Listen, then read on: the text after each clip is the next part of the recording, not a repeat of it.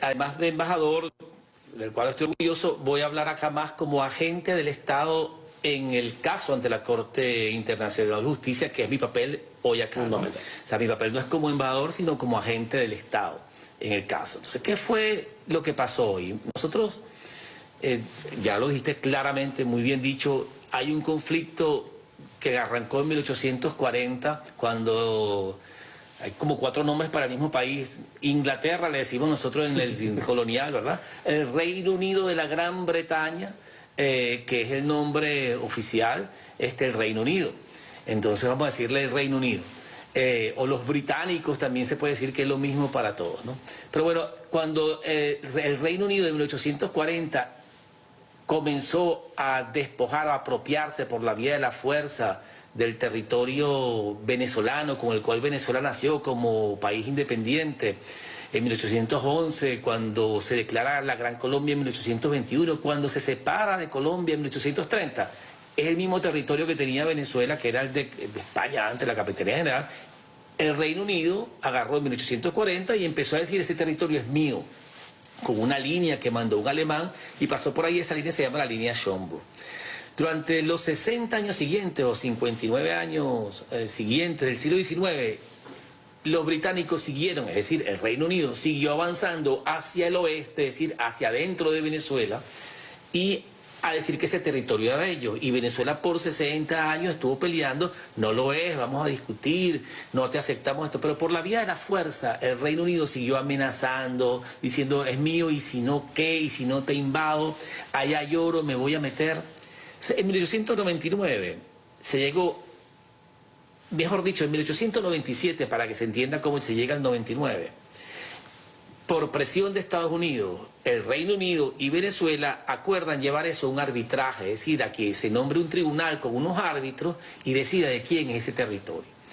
Eso se hizo en un tratado, que es el Tratado de Washington de 1897, donde los dos países, realmente no fueron los dos países, los 3 países, Estados Unidos actúa en nombre de Venezuela. Donde Guyana tampoco estaba. No, Guyana tampoco estaba, y Estados Unidos actúa en nombre de Venezuela y negocia ese tratado con el Reino Unido para ir a un tribunal arbitral, para ver cómo decidimos esto, y después ponen las reglas del tribunal.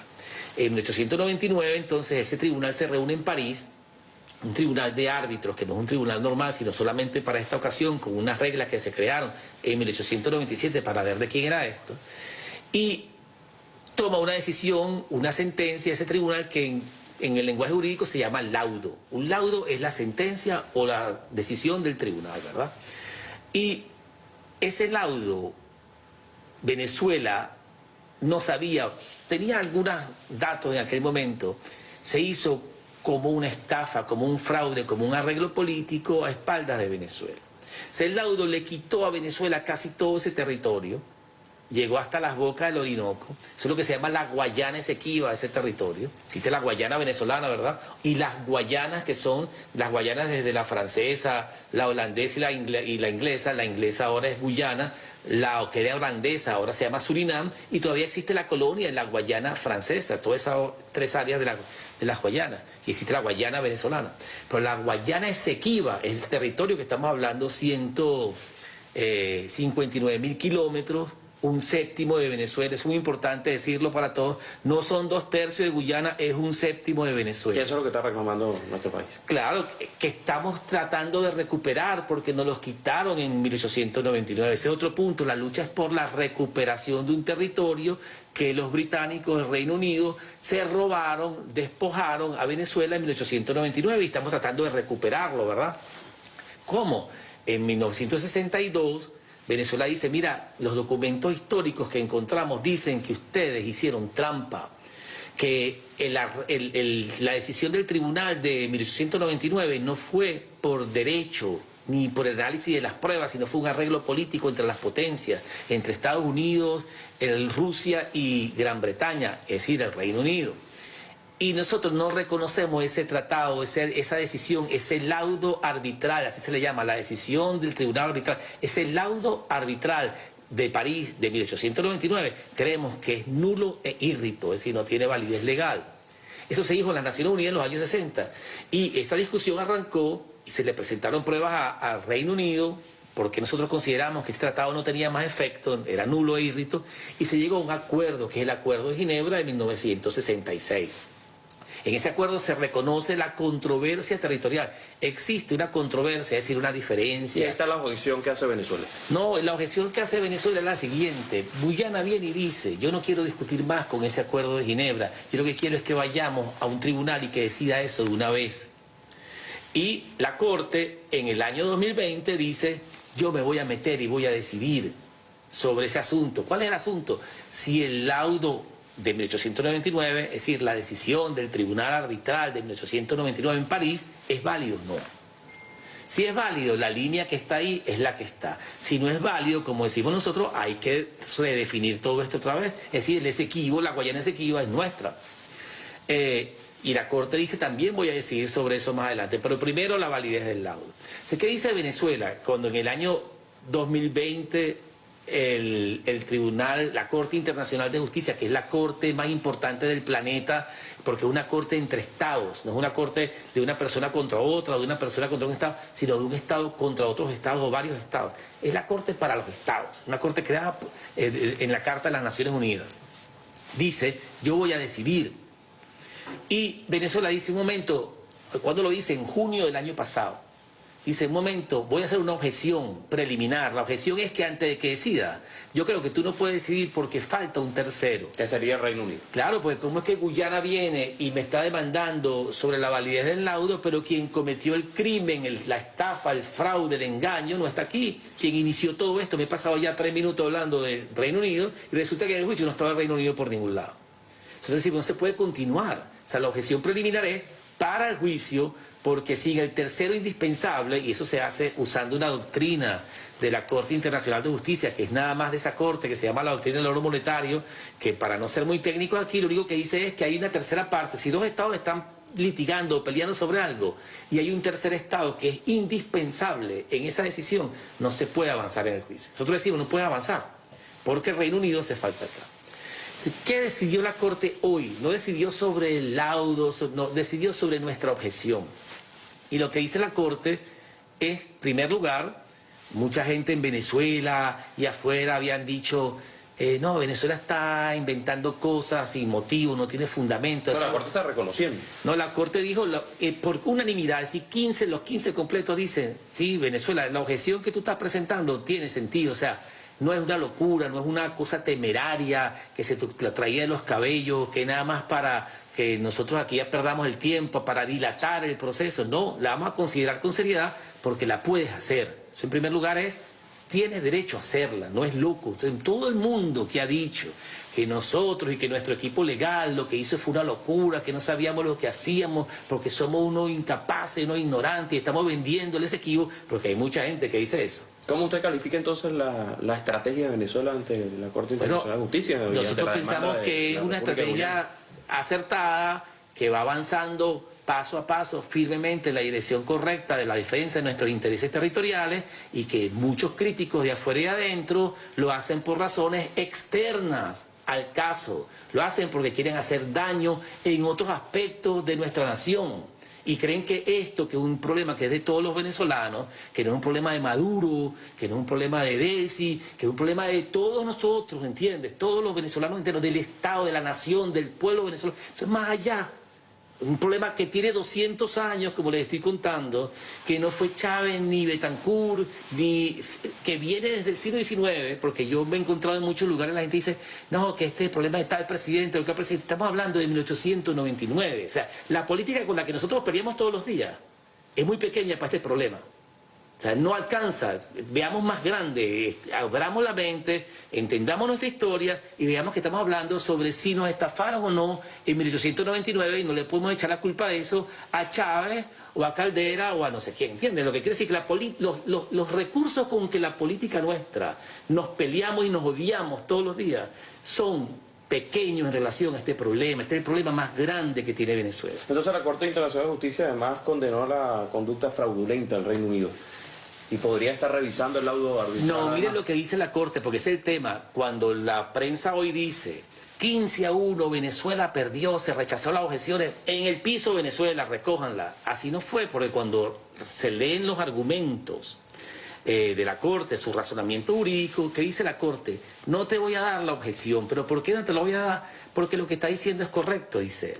O sea, es verdad, si tú dices que hay un tercero indispensable, es indispensable y vamos a analizar la conducta. ¿La conducta de quién? Del Reino Unido. Tú dices, Venezuela dice que el laudo de 1899, esa decisión de ese tribunal arbitral de 1899, es nula. No tiene validez, es nula. Y yo voy a examinar eso. Y sí, tienes razón, el Reino Unido es indispensable y vamos a analizar su conducta con respecto a este tema. Pero, precisamente, porque no hace falta objetar el juicio, porque ya el Reino Unido es parte del juicio. Es una cosa única lo que voy a decir ahora, que es muy rara esta de sentencia de hoy. Porque cuando en 1966 el Reino Unido firmó el Acuerdo de Ginebra, ellos dieron su consentimiento para que su conducta fuera examinada. Es decir, son parte del juicio. Admitían el laudo arbitral. Hay una controversia y son parte, como nosotros decimos que son indispensables, la Corte dice sí, son indispensables. O sea, no hace falta pararlo porque tú tienes razón, no sé si me explico. Sí, vamos a examinarlo, tienes razón, tus argumentos son buenos y los vamos a examinar. Es decir, compare con lo que decía Guyana. Guyana decía, para este mismo caso, que el Reino Unido no tiene nada que ver con esto. Porque hay una doctrina que se llama la doctrina de la sucesión de los estados. Ellos eran una metrópoli colonial, nosotros somos un país independiente, heredero de esa metrópoli colonial, y entonces ya el Reino Unido no está, estamos nosotros, habla con nosotros, ¿verdad? El Reino Unido no tiene nada que ver. La Corte hoy ni siquiera se refiere a la doctrina de la sucesión de estados. No lo nombró. No usa los argumentos de Guyana, dice, tienes razón Venezuela, vamos a examinar lo que tú estás diciendo en el fondo, cuando veamos la validez, que la vamos a ver, vamos a examinar lo que tú dices porque es indispensable y el Reino Unido es parte del caso, aunque esté ausente, eso es lo interesante. El Reino Unido, dice la Corte, es parte del caso, como dice Venezuela, aunque esté ausente. ¿Va a continuar el juicio sin la participación del Reino Unido entonces? Sin la participación del Estado del Reino Unido, pero con la participación del Reino Unido en su conducta que se va a examinar. Entonces tráeme las pruebas porque vamos a revisar todo. O sea, vean que no está perdiendo Venezuela. Lo que dijo Venezuela es lo que está diciendo. Está siendo escuchado. No nada más escuchada, sino que aceptó el razonamiento. Va a estar. Vamos a examinar la validez o no del laudo. Lo que no vamos a hacer, que ahí tampoco te voy a decir que ganamos 100% y esto es una paliza. No. Lo que no hizo la Corte fue, vamos a olvidarnos de este juicio. Dice, tú dices que el juicio no puede ir porque falta una tercera persona. Yo estoy diciendo que sí, que esa persona va a estar, como tú dices que tiene que estar, y el juicio continúa. Entonces, la Corte hizo el compromiso de aceptar las razones de Venezuela y continuar todo el juicio, porque eso es lo que había dicho la Corte en el 2020. La Corte dijo, yo voy a decidir. Y la jurisdicción continúa y el juicio continúa. Todo eso va a continuar, pero ahora las razones que alegó Venezuela no son malas y las vamos a incorporar porque ya se hizo así en 1966 cuando el Reino Unido firmó el Acuerdo de Ginebra. Habría unos artículos, que es el artículo 97, 102, 107, que hace referencia a que Venezuela podría juzgar al Reino Unido con el tema del laudo arbitral, ¿o no? No es así. Primero que está bien que digas eso porque uno se corrige y todos estamos aprendiendo. Yo soy el agente del Estado no porque soy el mejor abogado de Venezuela, sino porque soy el historiador que me encargo de esto. Entonces yo también estoy aprendiendo muchísimo de todo el lenguaje legal. Para eso hay un equipo grande de expertos, ¿verdad?, que saben toda la parte legal. Son los párrafos de la sentencia. 97 al 102, que a todos los interesados en la parte ya más técnica de la sentencia, que por cierto está aquí. Aquí tengo la sentencia en la mano y nunca en mi vida había tenido una sentencia de la Corte Internacional de Justicia en mi mano. Miren el sello, ¿verdad? Con un sello lacrado. Esto nunca lo había tenido en mi vida en mi mano. ¿Sabes por qué? Porque Venezuela nunca en la vida había estado en un procedimiento, en un proceso de la Corte Internacional de Justicia. Es primera vez en la historia que participamos en un procedimiento dentro de la Corte Internacional de Justicia, es decir, en un caso, en un juicio donde Venezuela está involucrada. Y además dicen por allí los catedráticos que están los mejores defendiendo a nuestro país. Bueno, mire, yo creo que yo no voy a decir los mejores porque no quiero ser arrogante, pero sí voy a decir que son muy buenos. O sea, nunca voy a decir que son malos, son excelentes.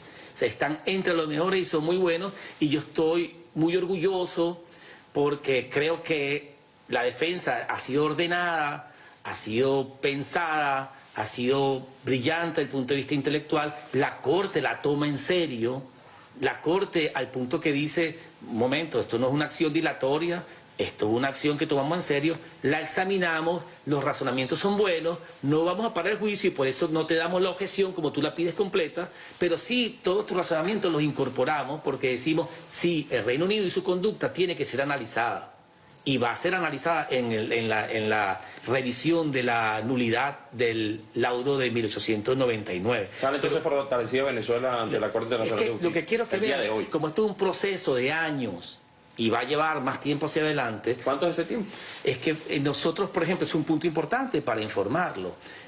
Guyana también había pedido en este procedimiento el año pasado, bueno, mira, que en 9 meses Venezuela presente su memoria para que este juicio salga rápido, porque Venezuela lo que está interesada es en retrasar esto. Y la Corte examinó los razonamientos venezolanos y dijeron, no, son serios, son sensatos. Otra vez, no paraliza el juicio continúa, pero tomó en consideración la presencia del Reino Unido que va a ser examinada, como dice Venezuela que tiene que ser, y te voy a dar 1 año. Es decir, si yo pensara que Venezuela está haciendo esto por retardarme, no le doy más tiempo, ¿verdad? O sea, ahora tenemos hasta el 6 de abril del año que viene, del 2024, para presentar nuestro caso, eso lo dice la Corte. Digo, eso quiere decir que tomó en serio los argumentos nuestros, no los desechó como una trampa, un pequeño truco que está haciendo una maniobra, ¿verdad? Una manipulación de Venezuela para echarle tierra en los ojos a los jueces. O sea, otra vez, ¿dónde está Venezuela hoy? Mire, con respecto a 1 año está mejor, porque estamos en la Corte, posicionado el caso. ¿Está mejor que el día de ayer antes de conocer la sentencia? Sí, nosotros hablamos ayer, ¿verdad? Sí, sí. Y yo te dije que yo era muy pesimista y te estoy diciendo, esto es mejor que lo que yo pensaba ayer. Yo voy a ser sincero, yo no tenía esta expectativa de que nuestros razonamientos fueran incorporados en la manera. Eso es muy importante. Los que son especialistas en esto, pues esto no tiene que leerlo a todo el mundo, ojalá lo leyera todo el mundo, pero como uno dice, bueno, que todo el mundo leyera el Quijote, bueno, no todo el mundo, es mentira, pero sí, claro. A quien le interese, que en verdad debe ser a los venezolanos especialistas en este tema de derecho, léanse la sentencia línea por línea, porque la Corte hace una narrativa que es distinta a la de Guyana, también es distinta a la nuestra, pero ellos están diciéndole a Venezuela, mira, aquí hay un camino que tú puedes irte, y te lo estamos señalando de cómo tú puedes montar tu defensa de tus derechos. Eso no lo teníamos antier. Esa narrativa de la Corte, como ellos ven los hechos, yo no la conocía, no existía. O sea, hoy tenemos, como esto es un proceso que no se acaba, y vamos hacia adelante, tenemos nuevas maneras de defender nuestros intereses, nuestros derechos históricos sobre ese territorio ante la Corte Internacional de Justicia, pero sobre todo ante el mundo, demostrar los papeles, los documentos, los razonamientos, no nuestra verdad, la verdad, porque eso es ajena a nosotros, porque son los hechos de cómo nos hicieron trampa, probados ante el mundo, para que la causa de Venezuela por la Guayana Esequiba, por la recuperación, son muy importantes. Vamos hacia la recuperación de algo que le quitaron a Venezuela en 1899. ¿Entiendes? No es que yo lo tengo en la mano y me lo están quitando. Y la única manera de dirimir esta controversia sigue siendo el Acuerdo de Ginebra de 1966. La Corte hoy rescata el Acuerdo de Ginebra y dice, ¿sabes por qué yo considero que tú dices que Inglaterra o que el Reino Unido, no dice Inglaterra en el lenguaje colonial, ¿verdad? Pero que el Reino Unido tiene que estar ahí? Te voy a dar la razón, porque el Reino Unido firmó el Acuerdo de Ginebra. Fíjate la importancia que le dan al Acuerdo de Ginebra hoy. Dice, tú tienes razón, porque el Reino Unido en 1966 firmó el Acuerdo de Ginebra y se comprometió a encontrarle una solución a esta controversia. Y es responsable de lo que ocurrió cuando, en 1899, porque Guyana no existía como país hasta 1966. Cuando arranca este problema en 1840, no existía Guyana. Cuando nos hicieron todos los abusos que se cometieron en el siglo XIX, no existía Guyana. Cuando cometen el fraude en el Tribunal Arbitral de París de 1899, no existía Guyana. Hasta 1966, incluso en el Acuerdo de Ginebra, Guyana está a punto de existir. El acuerdo se firma el 3 de febrero de 1966 y Guyana consigue su independencia en mayo de ese mismo año, o sea, 3 o 4 meses después. Lo que quiero decir con esto es que nuestro problema era con el Reino Unido, el centro, lo vamos a poner a eso. No somos un país quitándole a un país pequeño 2/3 como lo pinta Guyana, no. Somos un país enfrentado a una potencia colonial y a un grupo de poderes imperiales para recuperar 1/7 de nuestro territorio que nos quitaron. Esa es la lucha. Fíjese, antes de despedir ya esta entrevista, quiero hacerle una pregunta técnica porque la gente, bueno, dice muchas cosas de los términos. Usted hace mención a la sentencia el día de hoy de la Corte Internacional de Justicia, reconoce. ¿Qué diferencia hay entre reconocer el trabajo que está haciendo la Corte Internacional de Justicia, lo que se ha dicho el día de hoy, y no reconocer la jurisdicción de la Corte Internacional? Eso es muy importante, y es una discusión importante para el futuro inmediato, porque tenemos que tomar decisiones como nación con respecto a este caso, ¿no? Claro, lo dijo la vicepresidenta. Claro, lo dijo la vicepresidenta. Va a hacer una consulta pública. Exacto, va a hacer una consulta sobre este tema. Vamos a hacer un recuento de esto. Reconocer a una corte no es distinto. Yo reconozco que existe una corte y que tiene muchos poderes. Aceptar su jurisdicción es que tiene poder, autoridad, soberanía, por decirlo así, sobre mí. O sea, yo acepto sus decisiones y las obedezco, las cumplo.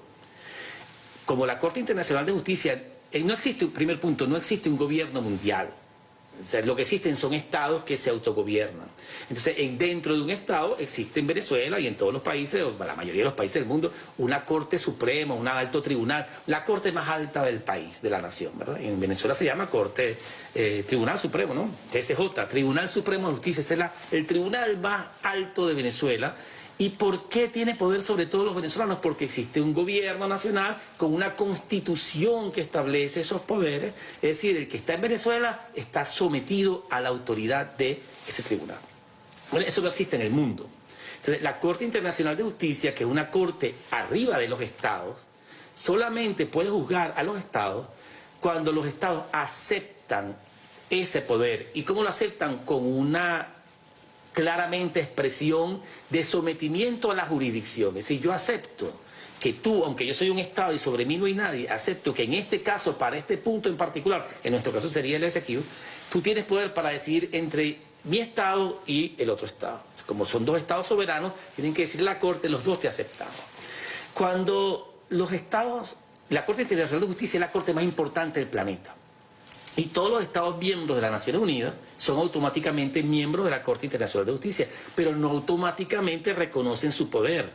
Tienen que decirle para cada caso, yo acepto tu poder, tu voluntad, tu autoridad, la acepto como un poder sobre mí, acepto tu jurisdicción, tu competencia también se le dice, ¿verdad?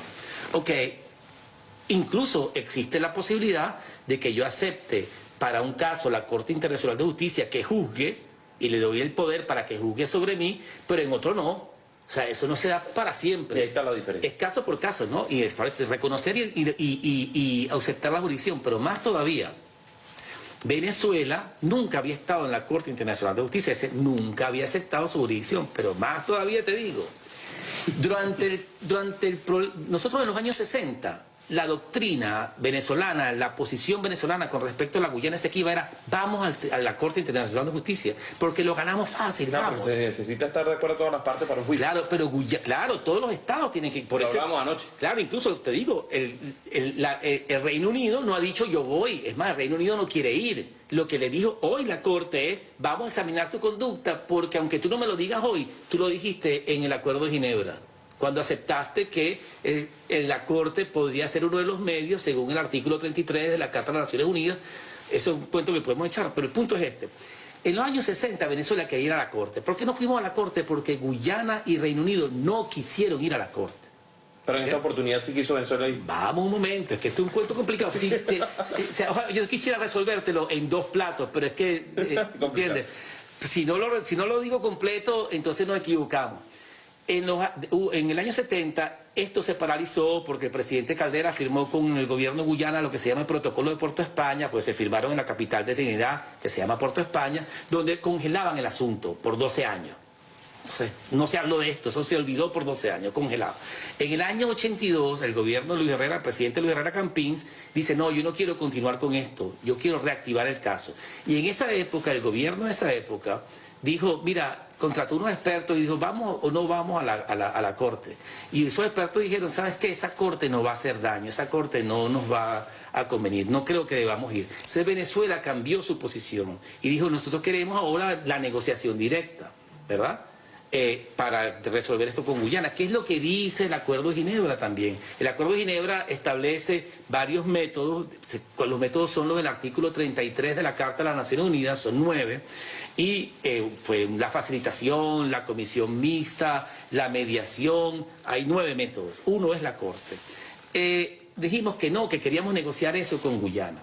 Guyana dijo en el año 2018, señor secretario general de las Naciones Unidas, yo no quiero más esto, yo quiero ir a la Corte. Y el secretario general de aquel momento, Ban Ki-moon, dijo, le voy a dar un año. Eso todo está en la sentencia de hoy. Les voy a dar un año. Si ustedes no se ponen de acuerdo, los envío a la Corte. Se fue Ban Ki-moon, vino otro nuevo secretario general, Antonio Guterres, el actual, y dijo, mira, después de un año no se llegó a ningún acuerdo, vayan a la Corte. Nosotros decimos, nosotros no queremos ir a esa Corte.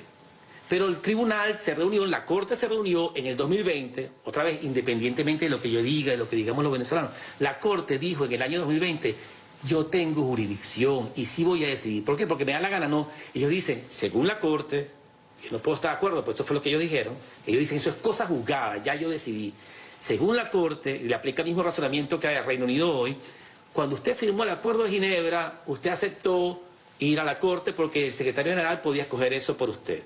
Usted le delegó al secretario general esa facultad. Nosotros no reconocemos eso, pero la Corte ya lo dijo.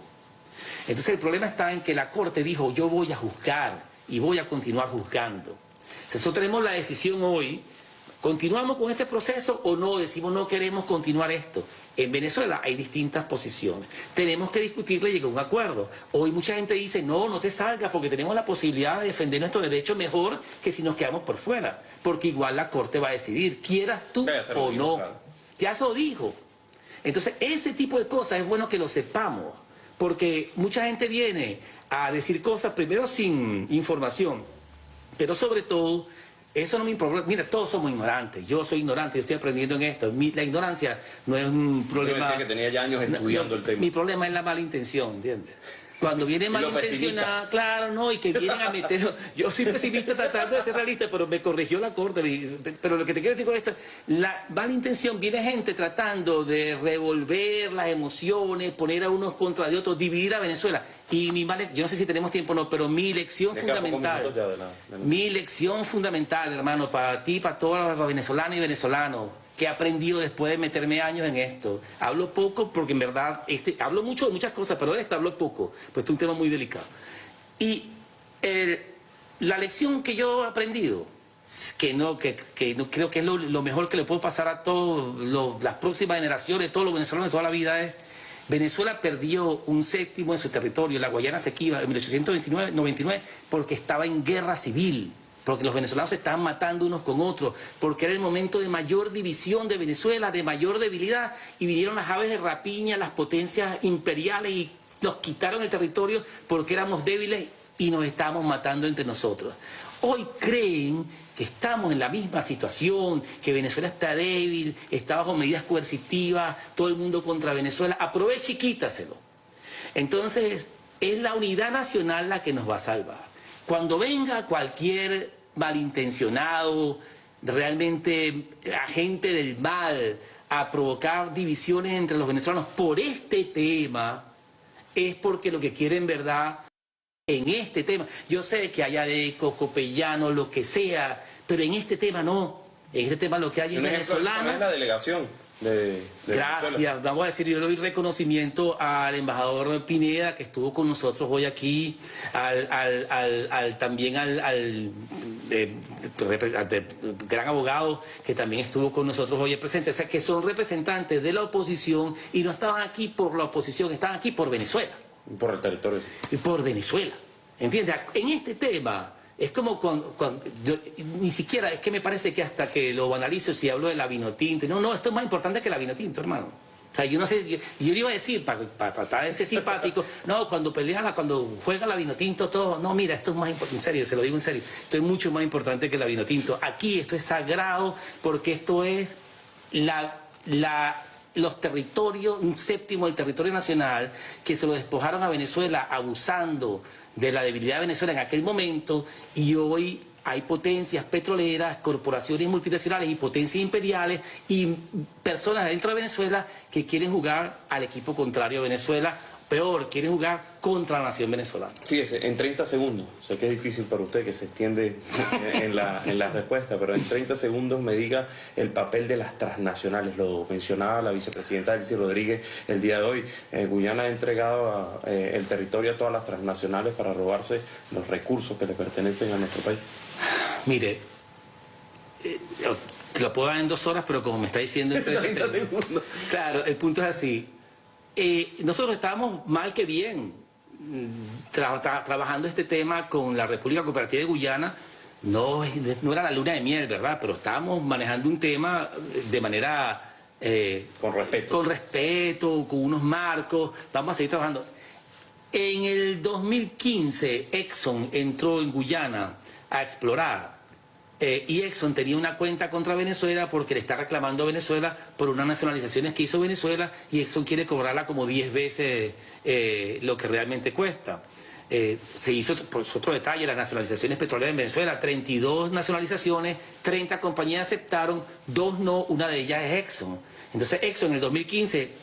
contra Venezuela, conspirando para tumbar a Venezuela, al gobierno del presidente Chávez, de 1000 maneras, dinero, etcétera, con el gobierno de Estados Unidos, se va a Guyana y explora y encuentra petróleo. En el pasado, antes de que hubiera esos problemas, Exxon exploró también ahí, le dijimos, mire, es un área en controversia, no se meta ahí. Exxon se salió, pero ahora, como quiere tumbar el gobierno de Venezuela, le mandamos la misma carta, 15 años después dice, no, no me salgo, me quedo.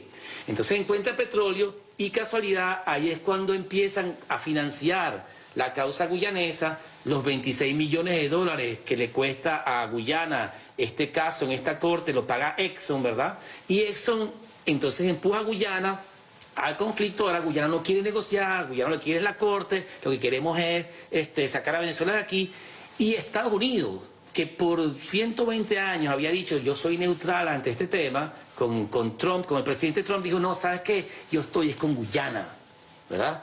Y el Reino Unido también lo mismo, pero hasta gente en Venezuela que fueron representantes de otros gobiernos, se fueron a otros países y dijeron, no, mira, abandona eso porque nos están presionando, porque no nos van a apoyar si seguimos hablando de Guyana. O sea, lo que quiero decir es, hay una gran conspiración, no voy a usar la palabra conspiración que ya está desgastada, hay un gran plan en acción, está en ejecución, de las corporaciones petroleras transnacionales que saben que ahí hay petróleo y dicen, ese es el petróleo que nos va a ayudar a sustituir a Venezuela, con compañías transnacionales, con los países de la OTAN, que es básicamente Reino Unido con Estados Unidos, en una alianza donde dice, ese gobierno está débil de Venezuela, dale ya mismo que esta es la oportunidad, porque están a punto de quebrarse, porque esos venezolanos se están matando entre ellos, y mientras más conspiraciones y malestar dentro de Venezuela haya, más débiles son,